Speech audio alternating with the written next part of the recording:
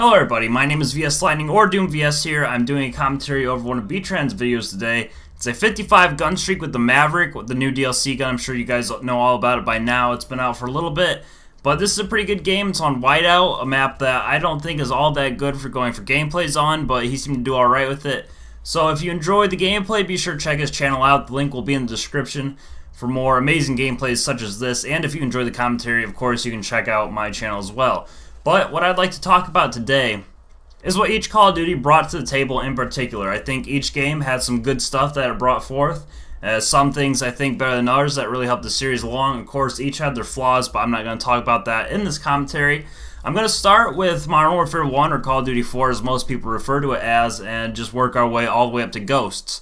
So in COD 4, I didn't really play this too much in the prime time. I might have done it a little bit, but I didn't really get into Call of Duty until MW2. However, COD 4 is pretty much thought of as the base for online multiplayer first-person shooters. I know a lot of people enjoyed this game in its prime time, and it really just set the foundation for the future Call of Duties to come out. It was the first that we see in perks and kill streaks in Call of Duty, and even though it only had the 3 kill streaks, which were the UAV, the airstrike, and the attack helicopter, I believe, it again set the foundation for the future games to bring even more kill streaks in and kind of expand through that. And that's really what Call of Duty 4 brought to the table. It was just the base for the future Call of Duties.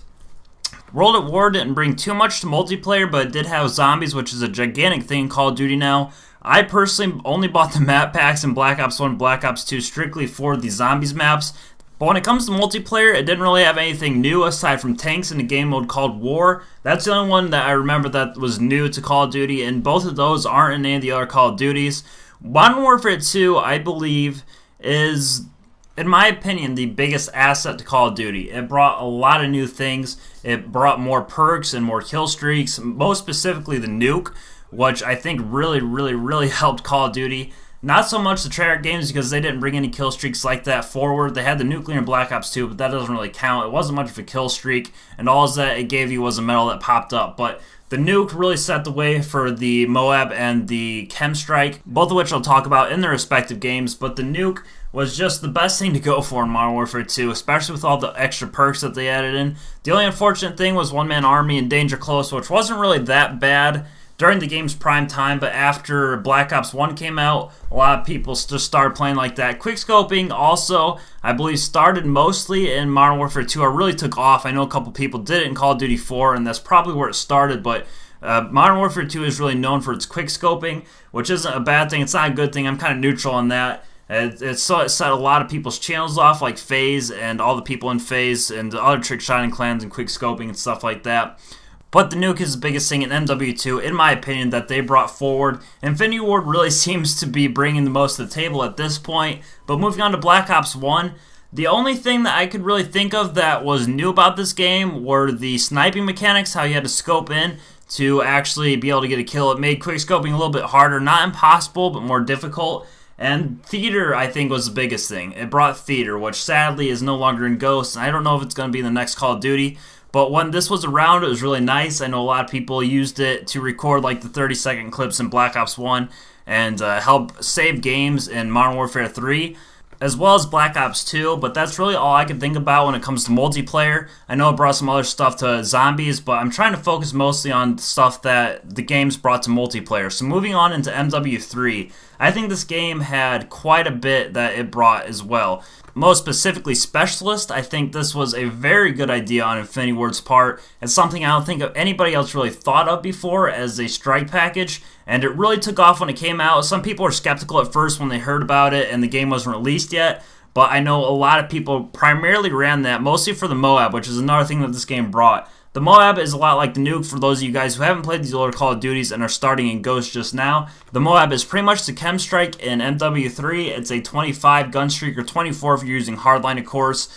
But it's a little bit different than the nuke because in MW2, your kill streaks would stack. For instance, you could get the Harriers, which all the kills from that would count up to your next kill streak, which was generally the AC-130 or the Chopper Gunner, and then you could use the Chopper Gunner or the AC-130 to get your nuke.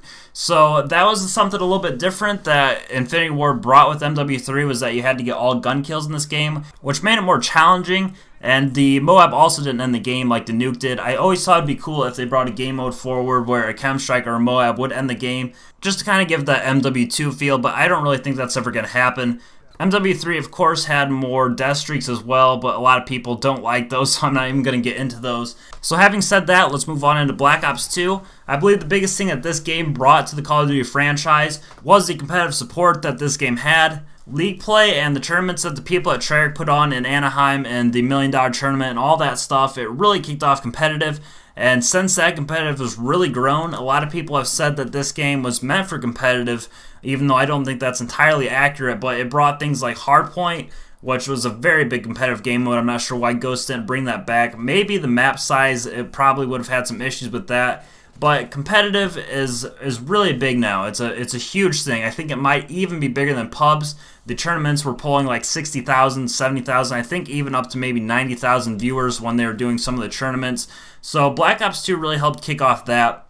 And finally on to Ghost, which I only have a few things to talk about. But the only thing I think this game really brought that was new to the Call of Duty franchise were the hybrid servers. A lot of people thought that they were dedicated servers before the game came out. But being hybrid servers are only partially dedicated and partially P2P. I believe if they were full undedicated servers, this game would play a lot better. But it is what it is. And that's pretty much it for the commentary. So please like the video to support the Doom Clan. Be sure to check out B-Tran's channel again, as I mentioned. His link will be in the description. And I will catch you all in my next commentary here on the Doom Clan channel.